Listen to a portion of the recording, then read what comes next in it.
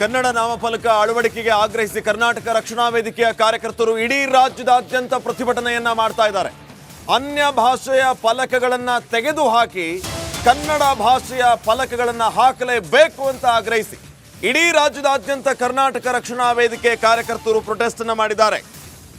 ಚಿತ್ರದುರ್ಗ, ಕಾರವಾರ, ಬೀದರ್, ಮೈಸೂರು, ಬೆಳಗಾವಿಯಲ್ಲಿ ಅನ್ಯ ಭಾಷಾ ಫಲಕಗಳ ತೆರವು ಕಾರ್ಯಾಚರಣೆಗೆ ಮುಂದಾಗಿದ್ದಾರೆ. ನಾಮಫಲಕ ಅಳವಡಿಕೆಗೆ ಆಗ್ರಹಿಸಿ ಕರವೇ ಕಾರ್ಯಕರ್ತರು ಹೋರಾಟವನ್ನ ಮಾಡ್ತಾ ಇದ್ದಾರೆ.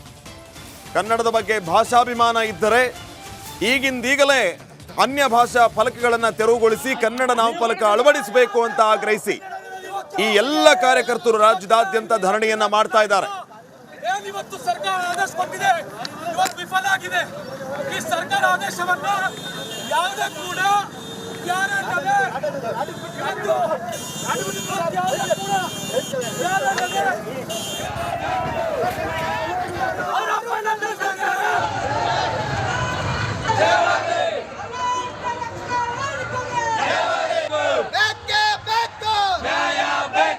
ಕರ್ನಾಟಕ ರಕ್ಷಣಾ ವೇದಿಕೆ ನಮ್ಮ ಸಂಗಡ,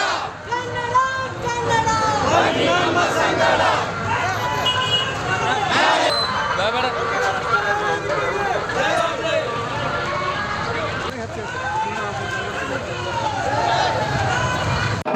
ಕನ್ನಡದಲ್ಲಿ ಕಡ್ಡಾಯವಾಗಿ ನಾಮಫಲಕವನ್ನು ಹಾಕಬೇಕು ಅಂತ ಹೇಳಿ ಬೆಂಗಳೂರಿನಲ್ಲಿ ಕರವೇ ಕಾರ್ಯಕರ್ತರು ಬೃಹತ್ ಪ್ರತಿಭಟನೆ ನಡೆಸಿದ್ರು. ಸರ್ಕಾರವು ಕೂಡ ಈಗಾಗಲೇ ಗಡುವನ್ನು ನಿಗದಿ ಮಾಡಿದೆ.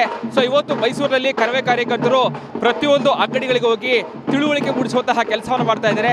ನೀವು ದೃಶ್ಯ ಗಮನಿಸ್ತಾ ಇರಬಹುದು. ಈಗಾಗಲೇ ಗಾಂಧಿ ವೃತ್ತದಿಂದ ಆರಂಭ ಆಗಿರುವಂತಹ ಪ್ರತಿಭಟನಾ ಮೆರವಣಿಗೆ ಮೈಸೂರು ಜಿಲ್ಲಾಧ್ಯಕ್ಷರಾಗಿರುವಂತಹ ಪ್ರವೀಣ್ ಗೌಡ ನೇತೃತ್ವದಲ್ಲಿ ಈಗಾಗಲೇ ಪ್ರತಿಭಟನೆ ನಡೆಸ್ತಾ ಇದೆ.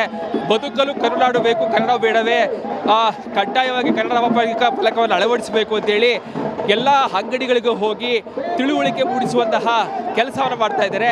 ನೂರಾರು ಕಾರ್ಯಕರ್ತರು ಇವತ್ತು ಗಾಂಧಿ ಸ್ಕ್ವೇರ್ ರಸ್ತೆ ಇಲ್ಲ ದೇವರಾಜ್ ಅಸ್ಥಿ ರಸ್ತೆ ಒಳಗೂ ಹೋಗಿ ಪ್ರತಿಯೊಂದು ಅಂಗಡಿಗಳಿಗೆ ತಿಳುವಳಿಕೆ ಪತ್ರವನ್ನು ಕೊಡ್ತಾ ಇದ್ದಾರೆ. ಜೊತೆಗೆ ಮುಂದಿನ ದಿನಗಳಲ್ಲಿ ಯಾವುದೇ ಕಾರಣಕ್ಕೂ ಕೂಡ ಇಂಗ್ಲಿಷ್ನಲ್ಲಿ ನಾಮಫಲಕ ಇರಬಾರ್ದು, ಕನ್ನಡದಲ್ಲಿ ಕಡ್ಡಾಯವಾಗಿರಬೇಕು, 60% ಕನ್ನಡವನ್ನು ಬಳಸಬೇಕು ಅಂತೇಳಿ ಈಗಾಗಲೇ ಸರ್ಕಾರ ಆದೇಶ ಕೂಡ ಮಾಡಿದೆ. ಸೊ ಹೀಗಾಗಿ ಸರ್ಕಾರದ ಆದೇಶವನ್ನು ಕಡ್ಡಾಯ ಪಾಲನೆ ಮಾಡಬೇಕು ಅಂತೇಳಿ ಈಗಾಗಲೇ ತಿಳುವಳಿಕೆ ಮೂಡಿಸುವಂತಹ ಪ್ರತಿಭಟನಾ ಮೆರವಣಿಗೆ ನಡೀತಾ ಇರುವಂಥದ್ದು. ಈಗಾಗಲೇ ಮೆರವಣಿಗೆ ಆರಂಭ ಆಗಿದೆ. ದೇವರಾಜ್ ಅರಸು ರಸ್ತೆಗೂ ಕೂಡ ಹೋಗಿ ಅಲ್ಲಿ ಪ್ರತಿಯೊಂದು ಅಂಗಡಿಗಳಿಗೆ ತಿಳುವಳಿಕೆ ಪತ್ರವನ್ನು ಮೂಡಿಸುವ ಮೂಲಕವಾಗಿ ಕನ್ನಡವನ್ನು ಕಡ್ಡಾಯವಾಗಿ ನಾಮಫಲಕ ಹಾಕಬೇಕು ಅಂತೇಳಿ ಸಾಕಷ್ಟು ಮುಂಜಾಗ್ರತಾ ಕ್ರಮವಾಗಿ ಪೊಲೀಸರು ಕೂಡ ಈಗಾಗಲೇ ಭದ್ರತೆ ಎಲ್ಲ ಕೊಟ್ಟಿರುವಂಥದ್ದು. ಕ್ಯಾಮ್ರಾ ಪರ್ಸನ್ ಸಚಿಲ್ ಜೊತೆಗೆ ವಿನೋದ್ ಪಡವರಳ್ಳಿ, ಪಬ್ಲಿಕ್ ಕನ್ನಡ, ಮೈಸೂರು.